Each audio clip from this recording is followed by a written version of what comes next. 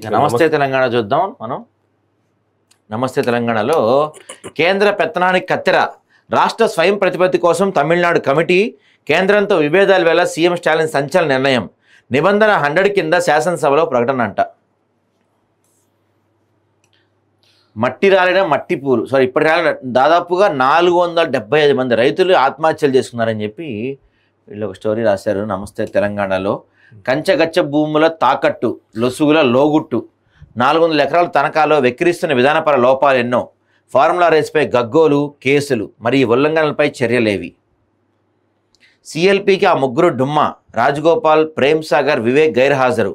ముఖ్యమంత్రి వద్దన్నారా, వారే రాలేదా? సమావేశం ఇదే హాట్ టాపిక్. వీరు మాట్లాడేదంతా రికార్డ్ అవుతుంది. ఎమ్మెల్యేలకు సీఎం రేవంత్ రెడ్డి హెచ్చరిక.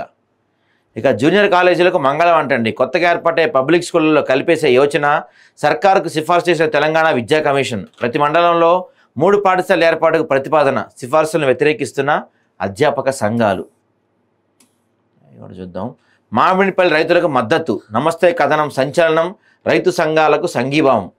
ఇక రేప్ బాధితులపై ఏమిటి వ్యాఖ్యలు, అలహాబాద్ హైకోర్టు జడ్జిపై సుప్రీంకోర్టు ఆగ్రహం. ఇక ధరణికి కాపీగా భూభారత్ అంట, మారింది పేరే, మిగతాదంతా సేమ్ టు సేమ్. మార్గదర్శకాలు సహా అన్ని ధరణిలోవే. 33 మాడ్యూల్స్ను 6కు తగ్గించినట్టు ప్రభుత్వం గొప్పలు. 6 మాడ్యూల్స్లోనే 33 అంశాలను జోడింపు. భూభారతి విధి విధానాలను జారీ చేసిన రాష్ట్ర సర్కార్ అని చెప్పి వీళ్ళు ఒకటి రాశారు. చూద్దాం మనం దాని గురించి కూడా. ఇవి మనకు నమస్తే తెలంగాణలో మెయిన్గా ఉన్నాయి.